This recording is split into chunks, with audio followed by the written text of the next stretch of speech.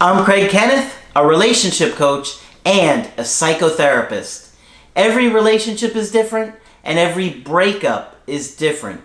Work with me and you'll get professional help on your situation. And if you're in no contact, focused on personal growth, my workbook series, The Knowledge, will help you make changes like you've never made before. Available now at AskCraig.net.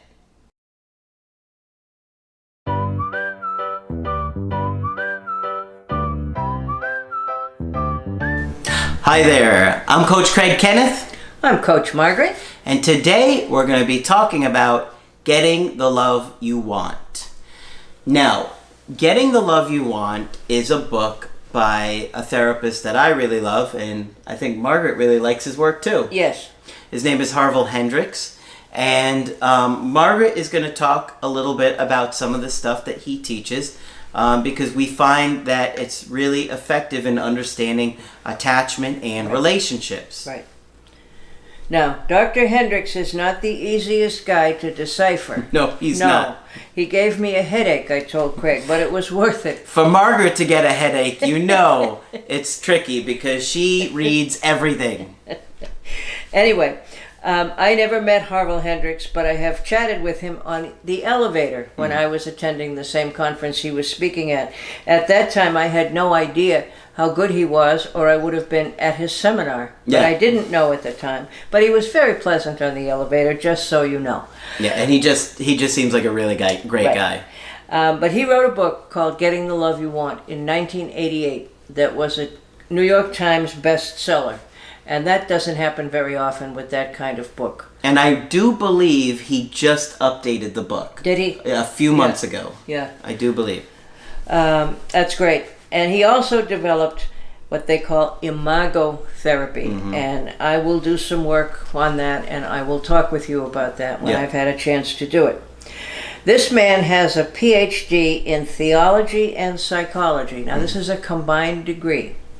And he's married to a woman with whom he works named Helen, and she has a PhD in church history. Now, I want you to think about their dinner conversation, okay? Certainly deep stuff. Yeah, I don't... A lot more than just pass the salt, right? Oh, yeah, I think so. Okay. Here are some of his thoughts on relationships. What is a healthy relationship, he asks. Or better yet, what about a fantastic relationship? Well, he talks about the stages of relationship, as many people do.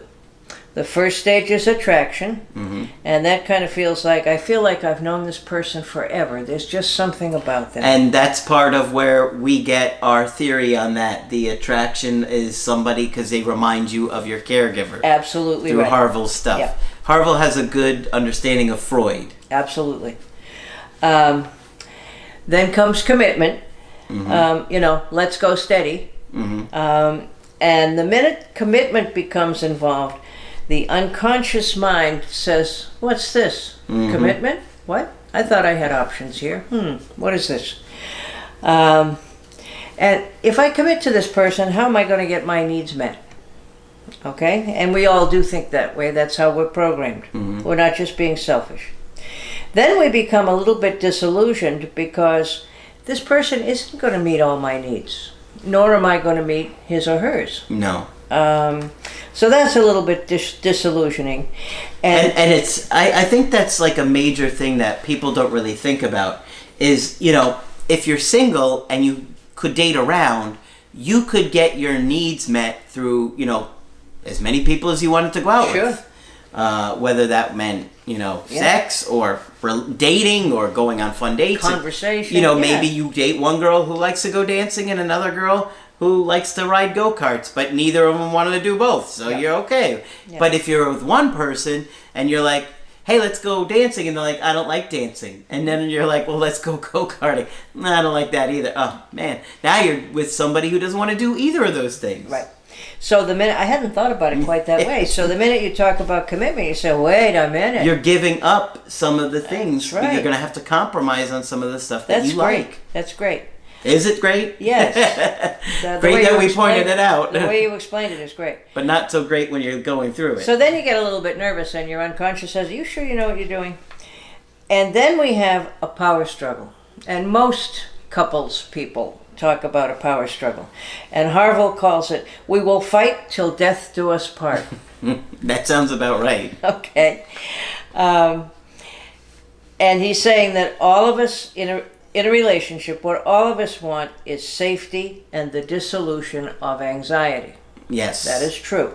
That's key. Yeah? Okay? Safety and the disillusionment of anxiety. The dissolution of anxiety. Disillusion. Yeah. He likes to refer to dynamic safety, which means that as long as we're together, nothing bad is going to happen. And that's why, I tried to talk to you guys about you want to make your partner feel safe. That's right. Like, especially, and we did a video on this recently for guys, that I think there's a lot of pressure on men to make the woman feel like she's safe. Right. Right. And there are women who are, and women, I think, have to work pretty hard sometimes to help a guy feel safe, kind of opening up. Differently. Yes, Yeah. Slightly different. I need to know that Craig is going to defend the cave. Mm-hmm.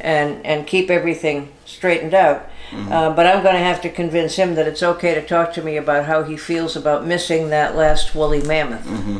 Yeah. Okay. It was too small. Yeah, what? Why bother? Yeah. I was going to wait till it got bigger. All right. As we begin to feel safe and connected, then some separation anxiety comes up. So you get the balance here. As soon as we start to get closeness, we get a little bit nervous that we might need some space. And the minute we feel connected, then we're going to get a little bit of separation anxiety, because what if that goes away? It's such a delicate balance. It really is. It really is. And he says, and it makes sense to me, we have all suffered a major rupture in relationship from the time when we felt safe, connected, alive, and we don't want to go through it again. And when would that have been, do you think? When we felt safe, connected, and alive. It would be prenatal, pre-birth. When we were in the womb. Right. And all our needs were met, and the temperature was just right. And we were literally connected by the umbilical cord. Yep. Yep. And so this being born thing has never been wonderful, they say. We go from this absolutely wonderful place to a cold place where it's air conditioned and people slap you in the minute you show up. It's not great. Yeah. Okay?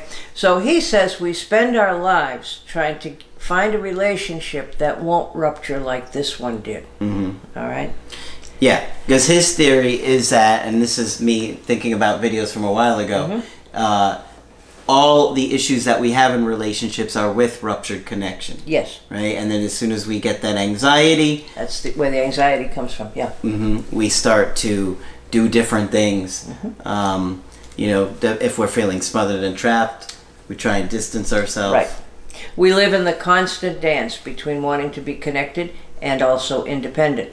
And I maintain that if we're willing to work at it, we can have it both ways. How often have you ever heard that? Yeah. We're always told you can't have it both ways. Well, yes, you can. All right. And, when people have had trauma in their life, they get very sensitive to the smallest disconnect. Absolutely. I just talked to a guy today that the girlfriend, she must have had quite a trauma history, because it didn't matter where he went or what he did, she was angry. His mother had surgery. He had to go to her and take care of her on the weekends because she had a major surgery. Yeah. She was angry at him. She didn't offer to help. She didn't offer to go. She was angry at him. He likes to do martial arts. She gets angry at him. He has a son he spends time with. She gets angry with him. I said, literally every single thing that you do, every minute that's taken away from her, she gets anxious, angry, manipulative, controlling. She's doing a lot of Who could live drugs. with that? And Who I said, could live with that? You can't live with this. No, nobody could. And I really tried to help Yeah. him understand. Yeah. And I think he probably is going to start to think about it. She Because sounds- he thought it was his fault. Oh dear, oh she's very good then. Oh, She's and I very told him. manipulative. Oh. She made him think it was his fault, which I was- probably was trained by the best. Yeah. If she And- has a trauma history. Oh, yeah. I'm sure it was really rough. And I said, this was not your fault. No. And he no. felt guilty because she would push him and say horrible things to him. I mean, Ooh. one of them was in front of a neighbor. I won't repeat what it said, but it basically insulted how much of a mama's boy he was. It was pretty brutal. Ooh. And I'm like, and then he would retaliate. And I'm like, of course, you were hurt, you were angry, she was embarrassing you in front of other people. And he felt guilty. I'm like, but it sounds to me like you were doing these things in response to her anger and hostility, not because you were causing it. And he still loved her after all that. He did. Oh, honey, don't dump him. And he still really wanted to work it out. I'm like, oh, this is such God a... love him. Yeah. He's going to have to be honest with her, though. Yeah. All right. So, All right. So Henry... anyway, the point was how the people act when they have the ruptured connection and the anxiety. Ruptured connection, yes, and we all have it. Now, there have been various people over the years who have looked very hard at the birth experience and what it means to us as human beings. Some of them have been sensible and some of them have been not. There was something called Primal scream therapy I remember that. a few years ago that turned out not to be a really good idea to think about. It was pretty traumatic, wasn't yes, it? it was. It was like causing people to get traumatized again. Yes, yeah. Primal scream therapy. I don't know if I want to try it.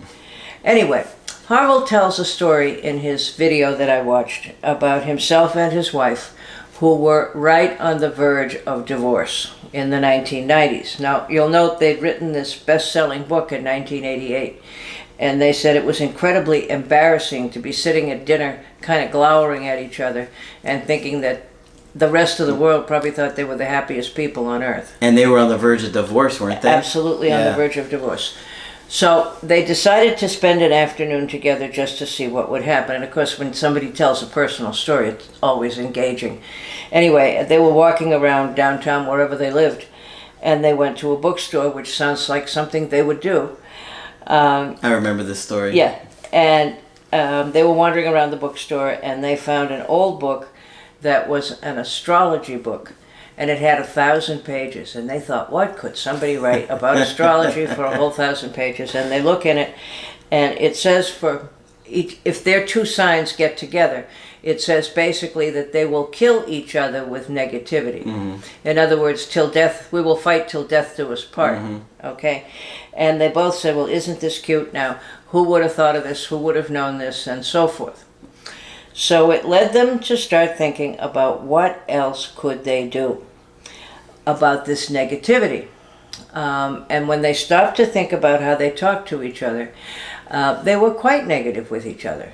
You know? Oh, yeah. Yeah, you didn't close the garage door, and you didn't do this, Mm-hmm. and I was annoyed when you did that. He said when they really looked at the amount of negativity between them, it became very evident that they had to do something different. Oh, yeah. This is a major problem. Yeah. So they tried to switch it to positive things. And they tried that, and then they started to run out of positive things.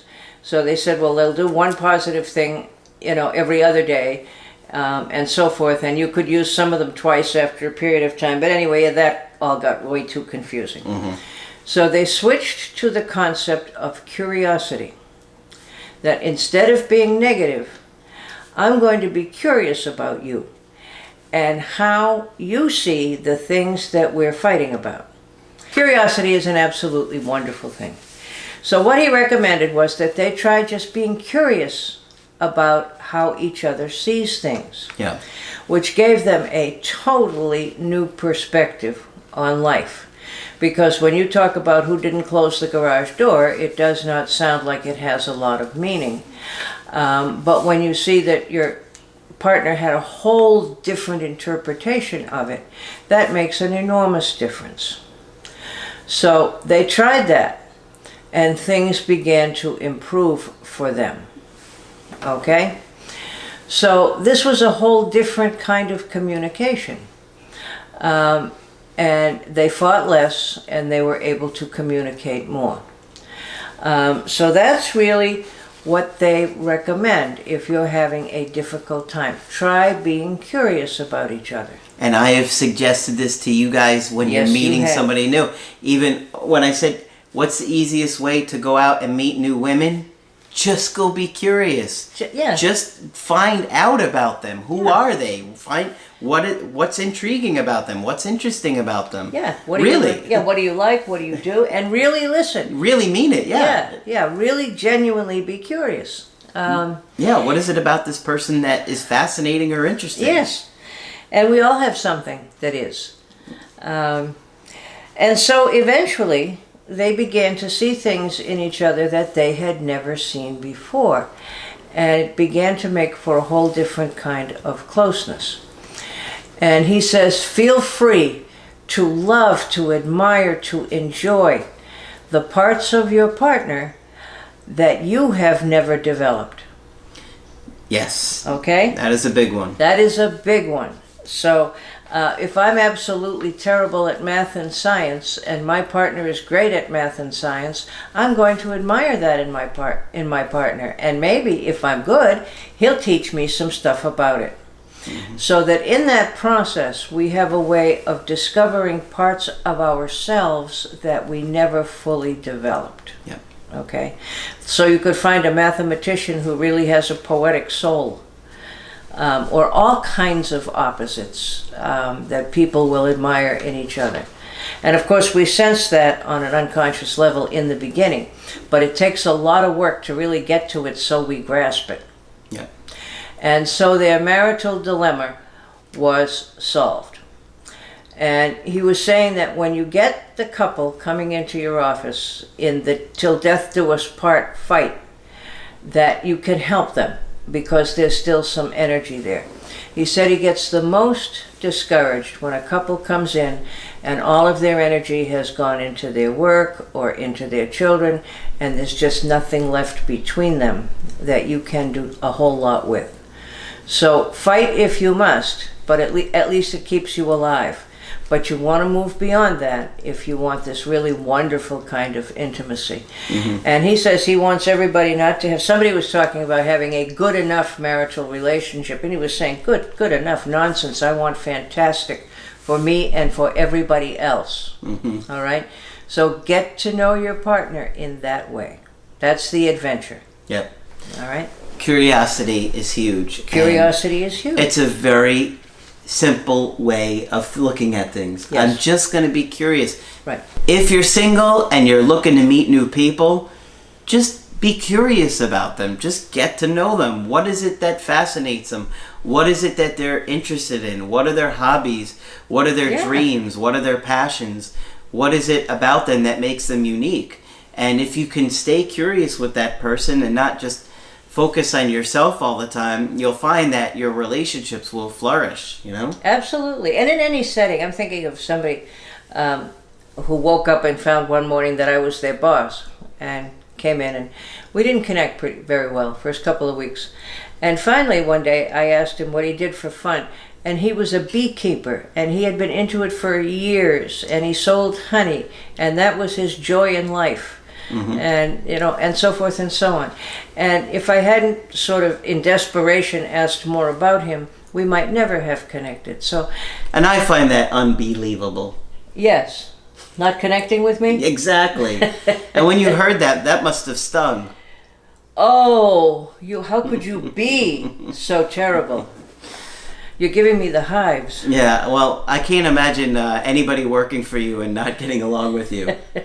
Well, I can think of one person. Yes, you can think of one person. Or multiple in that case. Yeah.